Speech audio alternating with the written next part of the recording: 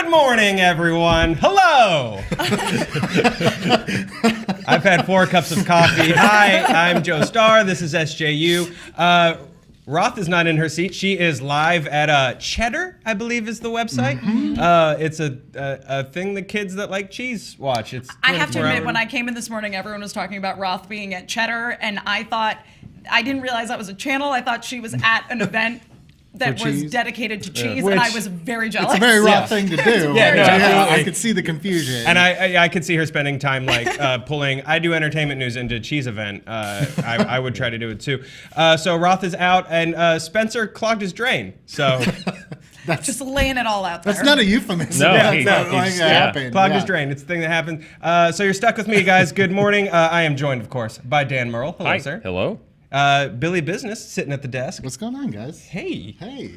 And Emma Fyffe. Hey guys, joining what's us up? again. Great to be here. Hey dude, good to see you. Good to see you too. How was everyone's Valentine's? You went to McDonald's. Went to McDonald's. It was great. What'd you order? Some nuggets, Awesome. apple pie. Solid. Yeah. Sauce? No sauce? You're not a sauce guy. I like barbecue sauce. Okay, I like it. I'm more of a hot mustard kind of person, Are but they I still can respect Are they that. still like super stingy on their sauce policy? Incredibly, yes. You have to eat in the store or go home where you have ketchup because they're not. Because they're going to give you one ketchup They're gonna packet. give you one, and then if you ask for more, they're gonna give you maybe 2. Yeah. Ask Rick and Morty fans. They're real stingy with They're their sauce. oh boy. Oh, Billy, boy. you saw 50 Shades. I did, in IMAX, no less. Oh, Billy. Wow, you just got the whole experience. It was literally the biggest screen I've ever seen a movie on. I've never Did you gone go to the one at Universal? No, I went to, so it's the XD. Okay. It's the Cinemark equivalent of IMAX. Never go to XD, but it was the only like time that fit. And I was like, all right. Single men, you missed a huge chance because that theater was all single women. And they were single and ready to mingle, and you could have met someone right then and there because it's hard to meet people in LA. You're like, I don't know if anyone's single. They're all there. A whole theater full of single women. It was the most incomprehensible piece of shit I've ever seen. There's I tried to tell you, Billy. You didn't listen. My wife doesn't care. Fair enough. They like start a story and you're like, okay, this is what the story's gonna be, but then they just kind of ignore it for like 20 minutes, and then they're like, oh yeah. And then this happened. Yeah. And then, like, just events happen. They go hiking. Mm-hmm. No reason why. Someone gets engaged. No reason why. They never come back to it. It's very bizarre. It was like The Disaster Artist. I was going to say, it's like Lisa's mom having cancer, and it's just never gets addressed again. Because I leaned over to my wife, and when that dude got engaged, I was like, does this mean anything? And she's like, no, not really. No. All right. I was like, why are we here? Yeah. The sex is not sexy. My wife almost threw up at the ice cream scene because there's a lot of body hair involved in it. I don't want you to qualify that anymore. I just want that sentence to just be there. So that was my Valentine's Day. Guys, what did it ruin for you more, ice cream or Paul McCartney? The Paul McCartney thing was the biggest, like, what is happening? What am I watching? He's just like, he's the biggest dickhead in the world. And then there's just a scene, he's just like, baby, I'm amazed. Singing it off key, by the way. Clearly not playing any, and everyone's like, oh. And the theater's going wild. These girls are like, oh my God, I love him. And I was just like, where are we? Where are we right now? Why am I in the front row of an IMAX movie? I tried to get the one with like the bars where I could put my feet up, but I didn't realize how big the screen was. It was so uncomfortable. Fyffe, when was the last time you were poorly serenaded with Paul McCartney songs? I think the last time I was serenaded with Paul McCartney songs was actual Paul McCartney, because my brother called me from a Paul McCartney concert and put it, and like when he was singing Hey Jude, and I listened to it on my phone. I'll take that. Yeah. I will absolutely take that. Yeah. Speaking of, let's see here, trying to segue like Roth would. Ice cream is cold, so is snow. Snow's in winter. Winter Olympics. Incredibles 2 Winter Olympics extended trailer. There you go. Dropped last night. Holy shit! Bad Joe! That's great. That was fucking great. Wow. Oh, my day is made forever. That's awesome. Oh, Eastern Marching Eagles. Thanks for the memories. Oh boy. I don't want to talk about anything else now. Incredibles 2 dropped. Let's just go overall. Does this look fun? Were you excited? What'd you think? Yeah, I thought the new extended teaser trailer. It's not quite trailer yet, I What guess. it is exactly. Yeah, but Yeah, whatever it it's was a weird real good time. Yeah. I like the angle that they're going where it looks like Mr. Incredible is just kind of taking care of the fam, and Elastigirl is having her moment, which obviously there's going to be conflict and something's going to backfire, and I don't trust shady Bob Odenkirk at all, but No, you know. I don't trust Saul. Yeah. I'm so excited that he's in it, though. Oh, absolutely. Absolutely. Yeah, I really like The Incredibles. It's not my favorite Pixar movie, but I really, really enjoy The Incredibles. But this actually looked way more entertaining and interesting to me than maybe even the first one, because I like that idea of like the stay-at-home dad who's just miserable with this. Kids are hard enough, but his kids like mutating into weird things and teleporting. Like, I think this could be one of the better Pixar sequels. I mean, I know it's only 2 minutes of footage, but Yeah. I've come full circle in The Incredibles. When the first one came out, you know, obviously I was 21, I think. So, you know, but I was still like relating more to like the superheroes, and like Incredibles 2, I'm watching it and I'm relating to Mr. Incredible. I'm like, I can't stay awake when I'm trying to do things. I love the scene they show is like, math is math. I don't know how to do it that way. Like I feel that way about so many things. Like I don't know how to do it the way you want me to do it. Just tell me how to do it. I don't know. I don't know anymore. And I think that that's actually some of what we're seeing, because obviously there was a huge gap in time between the first Incredibles and Incredibles 2 now coming out. But it seems that it is a franchise now, I guess technically with 2 movies, it's borderline franchise that is growing up with its audience. Because as you point out, Dan, you were so excited about the superhero concept in your early 20s, and now it's like, I gotta live my life and have a job, and I don't understand why everything's so different from when I was your age. And Well, an interesting thing about it seeming to grow up with its audience is that the movie did not grow up. It seems like it starts pretty much right after the first one. Yeah. So like it's grown, you know, a decade plus with us, but the movie picks up right after. Yeah. Did the first Incredibles do well, like sort of on the scale of like Pixar hits, I guess? Was it kind of in the middle? I mean, I had to go back and look at the numbers. I remember watching it when it came out, and it's like, because they'd done, this was 2004, so they'd done Toy Story and A Bug's Life, and I think they'd done Monsters, Inc. by that point. And it's like, oh, you know, like good movies, but kind of more on the kids, largely on the kids side.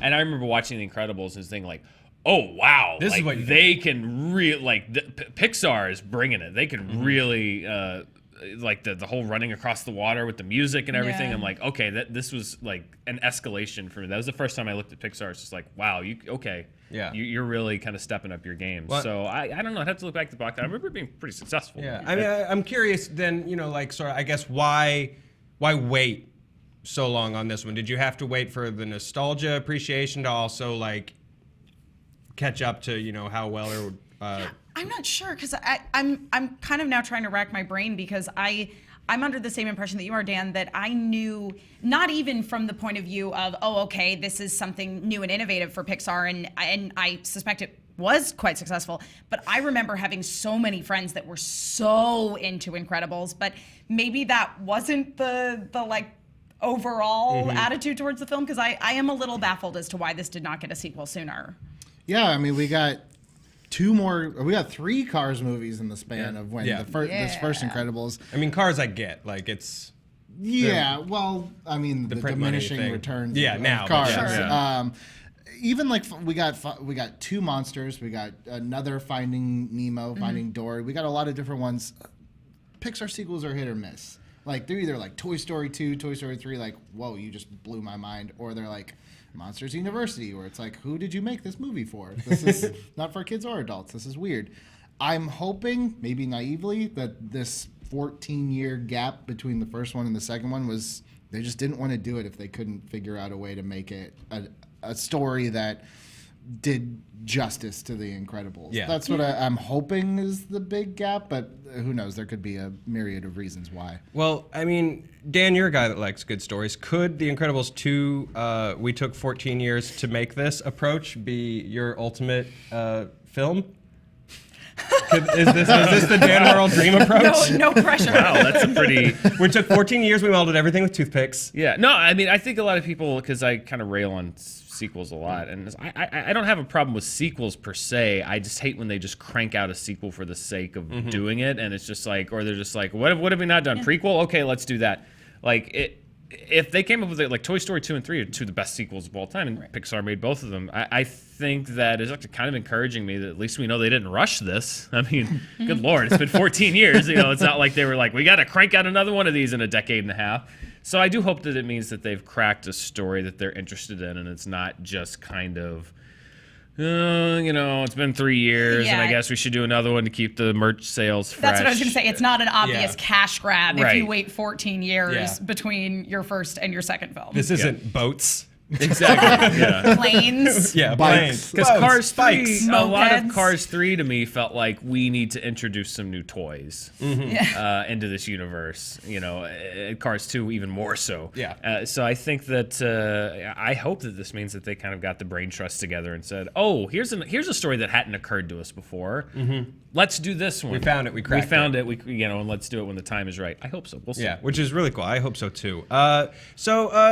Continuing, we've been talking a lot the past couple weeks about the Disney mergers, the relationship with theater chains right now, and we've thrown around a few sort of mafia type terms and things like that. But guys, it turns out that mafia tactics don't just fit the Disney company, it also fits their fans. We're doing this story because I'm in the chair today.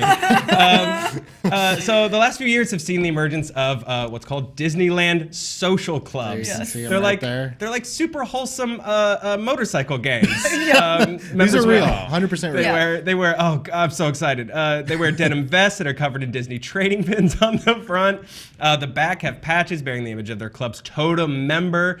Most members have probably like annual passes. They visit Disneyland frequently. It would be weird if you went this far and you went like once every other year. So exactly. these are everyday. These are- This is not your definitely yearly annual pass vacation holders. family. These are the people that know exactly the route to take to optimize your park experience. We get this fast pass, then we get this fast pass, then we eat lunch, then we get on this ride. This is them, but worse. So they're all named after movie characters, or some focus on the park themselves. Like I'm sure there is like a Club 33 team or a Hidden Mickey, Rough Hidden Riders, Mickeys, or that's good. whatever. Mickey, I like They all have denim vests. That's important, I think. So here's where it gets fun. Summer 2016, according to an official complaint filed in court, the Fire Station 55 Social Club organized a fundraiser for the families of firefighters who died in the 9/11 attacks. 340 people participated in a 2-mile walk around Disneyland, which is very, very cool. Profits were donated to a charity. Disney, again, this is very cool of them. They gave permission, they provided security, they provided logistics. That's really awesome. Here's where it gets weird. It was in the weeks leading up to the fundraiser that defendant Jacob Fyffe, which is a really good social club biker name. Jacob Fyffe. Jacob Fyffe. Jacob with a K, Fight. And 4 other members of a social club called the White Rabbits approached John Sarno on Disney property and demanded that he pay them $500 in protection money for the event, according to the suit. Sarno refused to pay, and he says Fyffe threatened to ruin him, and that Sarnos would never be able to visit the park again, which is huge. So, according to the lawsuit, Fyffe and the other members of the White Rabbits began a targeted campaign against Sarnos on message boards and podcasts, calling them scammers and con artists. They say the White Rabbits printed I love this T-shirts part. with his name and likeness on it, warning he was dangerous. What and does made- that T-shirt look like? It's just like a black and white picture of his face with like a red circle and an X through it, and it just says John's- Public Enemy number one. Like John Sarnos killed my dog. But like, no I one don't- knows who that is. I know. I'd be like, is this Coney or something? I don't get it. So they said it was dangerous. They made false reports to law enforcement and news outlets saying that he had committed fraud. So this is like Disney swatting, I guess, Yeah. in a way. This is Disney doxing. This Yeah. is Donald and Daisy doxing. Tinkerbelling? Tinkerbelling. Yeah, that's what we're gonna call Tinkerbelling. We're gonna take that shadow right off Yep. you, pal. Yep. So Sarno says they eventually had to disband the Fire Station 55 Social Club. Disneyland refused to let them hold another charity walk. They've been ostracized. They say they live in fear of physical assault. They feel it's not safe to return to Disneyland. Disney's also named in the such suit. a sad statement. Right? We're not allowed to go Daddy, back. can we go to Disney? We're not welcome there. No, damn those white rabbits. It argues Disney hasn't done anything to take action against the white rabbits or make it safe for Sarnos to return to the park, so they seek compensatory and punitive damages. How embarrassing. It is. So embarrassing. I don't want to like outright like make fun of people or their distress or anything like that, but what I do want to just roll around in for a while is just the idea of just Disneyland social clubs in general. And the fact that they could get violent. Yeah, that's for me is more than, cause I don't know the specifics of this case. This is there's two sides to every story. I don't know what actually happened here, but I love that the thing surrounding this case is the white rabbits are being mean to me.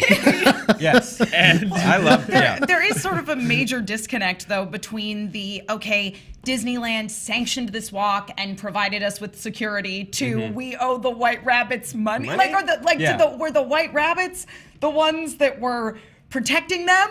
Like, were they part of the security force? Yeah. From strollers? Like, what is there to protect someone Strollers from? are very dangerous. As someone who's been run over by a stroller a number of times. Yeah, Fair well, enough. like, you pay me $500 a one-day hot turkey leg to the face, pal. Like, I want to know so much about those this. lap bars on Space Mountain are really old and rickety. I'd hate for something to happen. I don't know, I'm just saying. Yeah, it's like, was there some shady side to this charity walk that they were doing?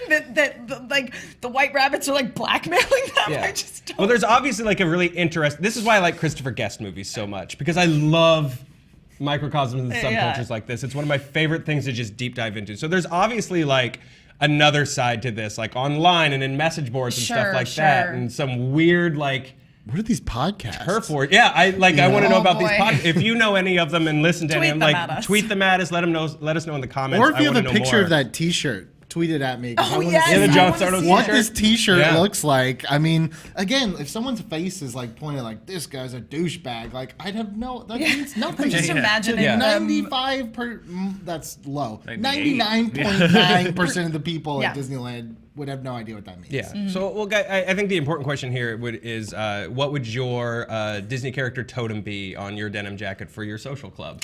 I mean, it's a big decision. Yeah. Well, okay. So I was aware of the whole Disneyland social club situation. Again, we just called them Disney gangs. I know they don't like that term, but it's and I remember I was going to Disneyland with some friends, and a friend of mine was telling me about them, and we were sort of coming up with our own names. These may be clubs now, because at the time this was a number of years ago, so the social club thing was just still kind of starting Just to a emerge. fledgling. But obviously the correct choice is Sons of Anakin. Wow. Yeah. You know. No, solid. Yeah. Yep. Very solid. Our other number one contender was Dumb Bros. Oh, that's a good, because it works both ways. Right. Yeah. Exactly. So, I like Dumb Bros. I'm gonna go. I've always wanted to have dinner at Club 33, so I'm gonna go 3-3 Mafia. Oh, okay. Is Yeah, gonna I be like mine. that. I like that. Yeah, I think that's my park hopping group name. Any other good Disney I think- puns, guys, for your I don't know denim if mine would jackets? be a pun, but I definitely think I would probably be the Goof Troop. That's Yeah. Yuck, solid. motherfuckers. True. That's Yes, what I mine would just love be it. like. Yeah. You have Max on one and PJ on another guy. Oh yeah, everybody's got power line shades on. Yeah. Solid, completely Yes. solid. See, I feel like if I'm gonna provide muscle in this thing, then I want to go with the least threatening name ever, which is why I would be the Pooh Bears. It's like, that's what you get for crossing the Pooh Bears. You really want to do this? Think. Yeah, Now I'm think just good. imagining a major turf war between the Heffalumps and the Woozles. Yeah. Oh. Your code name for money is like jars of honey. Yeah. Like, hey, we need 500 jars of honey. Honey, Pooh Bear's gotta get his nose wet with some of that honey, if you know what I'm saying. You've got like a constant area that just. I does want a to get Piglet my voice. paw sticky, if you know what I'm You know what I'm saying. saying? Also, none of your guys wear pants. No pants. Yeah. No pants. No, you Pants-free gotta, club. gotta stay true to the character. Yeah. So this story makes me happy. I know it probably makes some people involved in it very unhappy, and I'm sorry. It's weird to feel like you can't safely go to Disney. Yeah. But can't they? I Yeah, mean, I feel aren't like there you people can. there to What's the prevent worst things that like could happen? I physical was going to say, assault? I feel like this is kind of on them, because Disney park security wouldn't tolerate any sort of physical assault. Yeah. Unless, of course, again, there's like a deeper level to this, and this charity event was not actually sanctioned and was some kind of shady. Well, I'm kind of surprised that Disney kind of allows this at all. Like, because they really do crack down on like keeping any sort of like gang activity or whatever. And like, how is this any different? I feel like eventually this has got to be clamped down, right? Well, it's the same as everything. 99% of the people doing it had fun. And then 1% of the people now, damn white rabbits, or whoever, whichever side of this, they're gonna ruin it for everybody. That's everything nowadays. It's like 99% of the people are great, and then there's 1% that suck or that have some kind of controversy. And that ruins it for everybody, because that's probably the road. Is if this escalates, then that's going to be the road. Disney's just like, well, we can't do any of these clubs anymore. Which I think would be unfortunate, because the idea behind them in the first place was that it was emerging from the idea that there were these people who were not your typical Disney going fare per se. They were sort of the alternative annual pass holder, diehard Disneyland fanatic, and they might have felt weird, like just being amongst a ton of families and stuff. Absolutely. And it was, all these adults who enjoyed Disneyland and have tattoos and fun colored hair and express themselves, and they all found each other and found a really fun way to bond and have people to go to the park with. So it really would be unfortunate if, as you say, Dan, this 1% just totally ruined the whole thing. Yeah, and I think that's, for me, from sort of a sense of humor point of view, that's where things get funny to me, because I love that concept. And, do what you love, do what makes you happy. I'll never make fun of you for that, whether you do this or whether you LARP or whatever. But when it takes that weird dark turn, that's where things get funny to me. No, the documentary Dark On. Have you guys seen that about the live action role players? Oh, it's great. It's like this weird controversy where these two guys' fictional kingdom gets into a weird civil war. Oh my God, and like they have an actual confrontation at a Denny's. Role models kind of like pulled some stuff like that, where it takes that weird right turn. That's like the King of Kong, where it's like that's why I love the King of Kong. It's just like it is the most low stakes thing ever. No one cares who has the highest score in Donkey. Nobody except for like maybe 30 people in this world care. But it is treated. But to those 30 people, it is the most important thing in the world. Like my favorite scene is when the guy, and I forget his name, but like Billy's like little henchman guy. I don't know if you haven't seen it. It's about these two guys that are like competing for the highest Donkey Kong score ever, and one guy's like the rock star. It's just like got the long hair.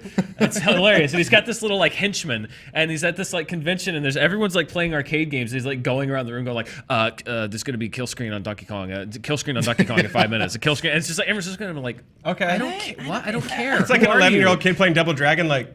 All right. Okay. Yeah. Whatever. But it's like, but to them, that's the most important thing in the world. I think that's where it gets like funny. Like, I love that the angriest I've ever been in my life was yelling in that studio over there about a Sequest movie.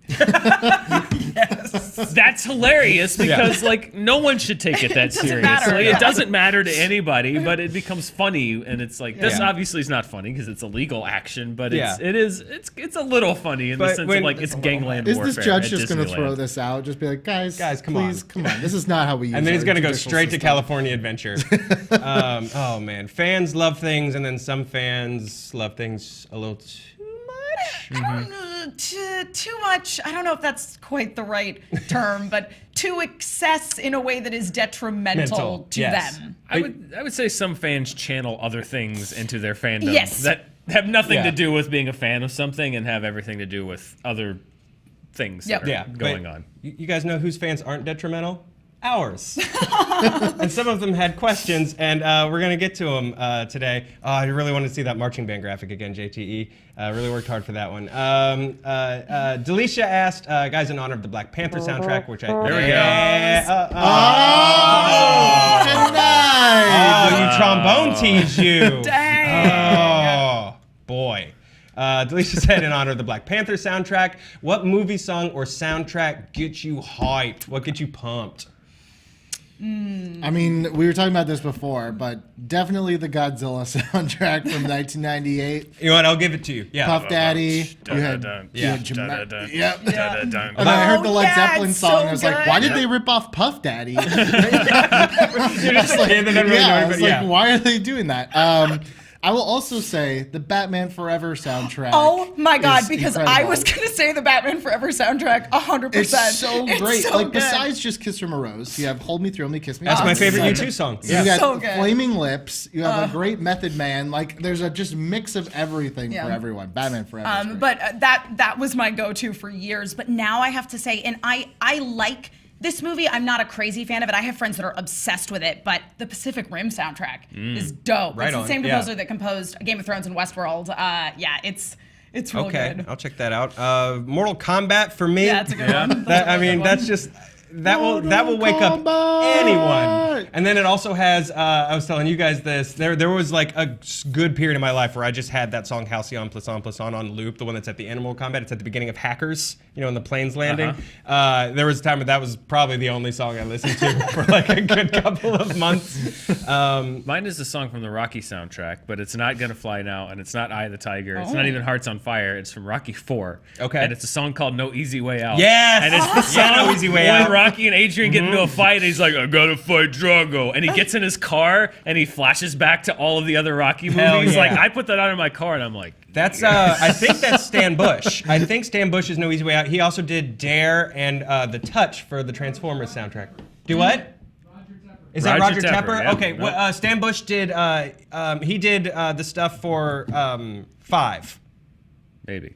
We don't talk about 5. Okay, sorry. Sorry. I know Stan Bush did a Rocky song. But yeah, probably Dare and The Touch are probably my other, like, still, I'll just be like, you know what? I'm a little down this morning. Time to listen to the Optimus Prime showing up to save What everybody. was the one that you had us listen? Oh yeah, you were did. just listening to some X-Files song as when we Yeah, were what was getting the one we ready. were listening to? Oh, from the before? X-Files, the first soundtrack, that Cure song. Yeah. It was actually like pretty good. Yeah. Great chill song. Yeah. Pretty good. Yeah, there was 90s were a good time for soundtracks, you guys. Crow. The Crow had a great Crow soundtrack. had a good too, soundtrack. when you were feeling very angsty. Yep. And then when I was a kid, we used to, whenever a G.I. Joe guy would die in battle, we would hold a service and play Wait, the what? Top Gun. When I was like a little kid, you'd play the Top Gun anthem if like Snake Eyes died on a mission or something. You just set everybody up in salutes and play the Top You Gun stopped anthem. and had funerals for your G.I. Yeah, man, Joes? dude. It's still real to me, damn it. Wow. Oh, yeah. What do you do as a parent if you walk in and your kid's just having a memorial service for his toys? You get him therapy, which they did. It didn't. Here I am. It didn't work. In honor of Billy sitting through 50 Shades Freed, I'm not sure who asked this. I apologize. Worst theater experience, you guys. Worst movie theater experience. I'm not even gonna say last night was a terrible experience because I did like audibly laugh a handful Yeah. of times. I would have to say, I can't believe I'm gonna say this, but I'm gonna say it anyway. I ate something that disagreed with me, and I tried to sit through Big Fish, Oh, dear. That's not good. and it was just the most miserable. Just sweating, and I was on a date, and it was just awful. It was not just the worst theater, but maybe one of the worst experiences of my Just life. in general. Totally. Yeah, I would say sort of akin to what you experienced with 50 Shades Freed. I had a great experience along those lines seeing Twilight New Moon, I guess. Is that the second one? So I was on tour at the time of the Children's Theater Company, and it was just my tour partner and we went to see this movie in this little theater in like a mall in South Dakota somewhere. And the theater was basically empty, and thank God, because we audibly were making fun of the movie through the entire, like the moment that Taylor Lautner like just rips his shirt off in one fell swoop to like bandage Bella's injury, we're like, yeah, I think we're done with this movie. We saw Deathly Hallows Part 2. We saw a midnight screening at the Vista, which is my favorite place to go. love Oh the yeah, Vista. this was Yeah. a great theater. And you usually go to the Vista because it's older folks and people who are like not going to talk or be on their phone, or that's why you go there. But every high school girl that loved Daniel Radcliffe in Los Angeles, I guess, found out about this midnight screening because the theater is about half Vista regulars and half them. Yeah. And I think anytime I was at the Egyptian that night, actually. Set like, straight. anytime they did anything on screen, especially like when they jump off the dragon, and maybe this is the end of the first one, I can't remember. It's one of the Deathly Hallows. They take their shirts off and they're all wet. Just scream. Just a solid wall of just screaming. And I thought there was actually going to be a fight in the theater. Like people were, because it's one half of the theater yelling like, "Shut up!" and then the other half of this theater like, "You shut up, we love Harry!" And like I thought it was going to be a weird fight of grown men and high school girls, which high school girls would have won. Yeah. In a room full of grown men seeing a midnight screening of Harry Potter. Probably. Those, Those high school girls can throw down. Yeah. You gotta they watch can. out for that. Oh, just with words. We wouldn't have even gotten a fist. No. They just would have been like, "Your spine is crooked," and I would have been like, "You're right." Dan? I mean, I don't know the extent I've told this, but it's the infamous Revenant screening that I went to where I was at the ArcLight here in Hollywood, which is like it's a premium thing. Like you pay a lot. It's an expensive ticket, and supposedly they have higher. They didn't. So whoever was supposed to be monitoring took the night off because I was up near the top. And first I had to go down like 5 rows because there was a guy who just kept bringing his phone out, like dark theater, just bright, all the way brighten us up, like 4 rows down, brought the phone out. So I went down and asked him to put that away. Then like 10 minutes later, there were people in the front rows down at the bottom with their phones out taking selfies, like with flash, like 4 of them during the movie. So I put up with that for about 5 minutes and nobody did anything. So I went down and asked them to put their phones away. And then the guy next to me pulled his phone out and started texting. And so I turned to him and I was just like, "Hey, can you put that away? That's really distracting." And he goes like, "So?"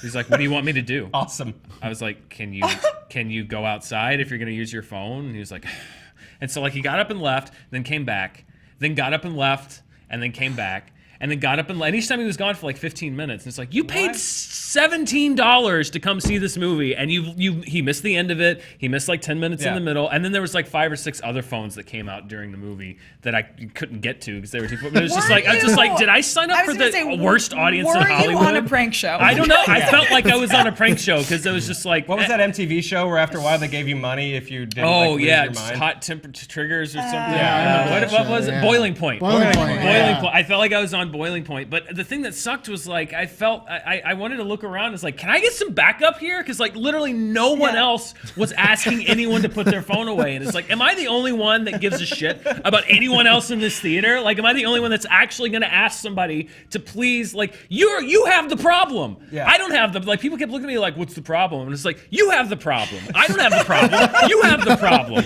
And no one else there seemed to think that it was the worst. I think that's one of the reasons. Like, I didn't really like The Revenant as much as a lot of other people because like half the movie I'm just like, oh my god, I was so pissed off at this theater. That part of the movie where everyone was just taking out their cell phones, it totally took me out of it. It was the most disappointing movie audience I've ever been with. And, that's one of those nights where you just walk into the ocean after that. Yeah, I know, and it's like, and no one from the ArcLight, they're supposed to be in there like watching, and no one was doing that. Yeah, they're supposed to yell at like, you and like not let you back in the theater. Yeah. And it's not like the phones came out and like I immediately went down. Like I would wait like 5-10 minutes. I would wait till somebody did it 3 or 4 times, and then finally I'm just like, I guess I have to do it. And it just like, it really got to me. You know, I will say, Dan, the ArcLight is probably the only place on earth where we're ever recognized or matter as D-list internet celebrities. Yeah. So you probably could have gone into the lobby and been like, "Do you know who I am?" And someone would have been like, "Oh my God, Dan Murrell, what have we done?" No, that was, first of all, I don't think that I could ever do that. Secondly, this was,